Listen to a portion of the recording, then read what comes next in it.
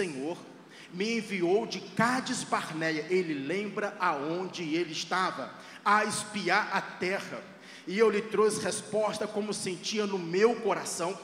Mas meus irmãos que subiram comigo fizeram derreter o coração do povo.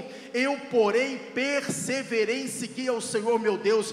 Então Moisés naquele dia jurou. Na realidade, mas foi Moisés que falou. Ouça bem, é interessante que não foi assim, não foi Caleb que ouviu Deus falando, né? Apareceu uma voz como trovão e falou para Caleb. Não foi assim, foi via Moisés. Foi via Moisés, foi a palavra que Moisés deu para Caleb. Moisés falou bem assim: certamente a terra que pisou o teu pé será tua e de teus filhos em herança perpetuamente, pois perseveraste em seguir o Senhor meu Deus. Se você ler na sua casa Números capítulo 13, capítulo 14, você vai encontrar isso aqui, meus irmãos. 45 anos e Moisés lembrava do que, e Caleb lembrava do que Deus havia dito. Qual o problema que nós temos? Que às vezes, meus irmãos, nós esquecemos, ou às vezes o próprio adversário, né, aquela parábola ali da semente, que é lançada em vários terrenos, que às vezes rouba, nós deixamos roubar às vezes. Nós temos que tomar muito cuidado com a nossa mente, meus irmãos. Temos de blindar a nossa mente, porque Satanás às vezes tenta roubar aquilo que Deus coloca em nosso coração, tenta roubar sim.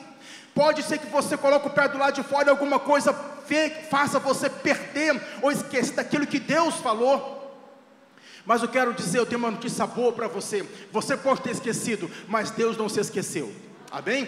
Você pode até ter esquecido, é normal, pode ter acontecido isso, mas Deus não aconteceu. Agora, qual o problema de você ter esquecido? O problema de você ter esquecido é que você vai perder uma grande oportunidade, pois quando você lembra do que Deus falou com você, aquilo gera fé no seu coração, aquilo gera esperança no teu coração, aquilo gera alegria no teu coração, aquilo gera um gozo, um regozijo.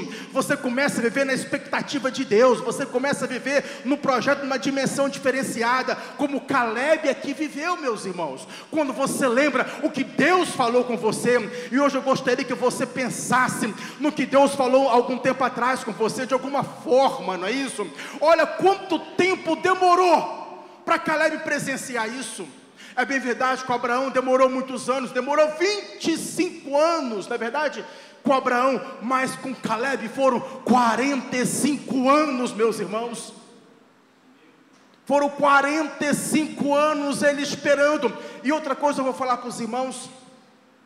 Quando você lê Números capítulo 14 e 15, ali fala de Caleb em Números 15. Depois um silêncio total. Não se fala mais em Caleb. Silêncio sobre Caleb. Caleb só volta em cena aqui em Josué 14, e depois Josué 15, e depois em Juízes capítulo 1. 45 anos, um silêncio total da história de Caleb. Mas acontece que ele guardava os detalhes do que Deus havia falado com ele. E o que aconteceu nesses 40 anos, meus irmãos? Nesses 40 anos aconteceu muitas mortes. Nesses 40 anos ele viu muita coisa no deserto. Desses 40 anos, eu vou dizer, desses 45 anos, né? Foram 40 anos no deserto, e foram 5 anos de assentamento ali. Ele passou o tempo máximo no deserto, e ele viu muitas mortes. Ele viu morrer 600 mil homens no deserto, menos 2. Ele presenciou a morte de Arão, ele presenciou a morte de Miriam, ele presenciou a morte de Moisés, ele presenciou quando teve aquela parte do bezerro que fizeram ali, e depois morreram muitos homens que estavam ali. Quanta coisa que Caleb não viu naquele período. E quanto tempo no deserto também, irmãos. Mas o deserto não roubou a esperança de Caleb. Amém? Para guardar o seu coração para o que Deus tem falado com você. aquilo que Deus fala conosco é para a gente guardar, irmãos, o nosso coração bem fechado. Glórias a Jesus. Caleb, ele sabia o local que Deus havia falado com ele, e ele sabia o tempo que Deus havia falado com ele. Que coisa maravilhosa, né? Que coisa. Aleluias. Versículo de número 10, né? E agora, eis que o Senhor me conservou em vida. Então, irmãos, se nós estamos vivos hoje é porque Deus tem nos conservado. Amém? Você pode ficar despreocupado com isso, tá bom? Não fique preocupado com morte não, porque quem mantém-nos vivo é Deus.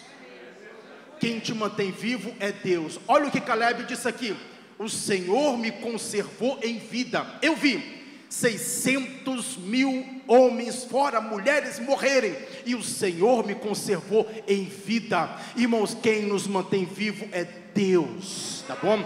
Não é o médico que tem a última palavra, não é nada, eles não sabem nada de vida.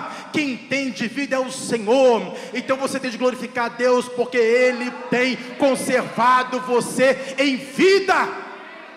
Glórias a Deus.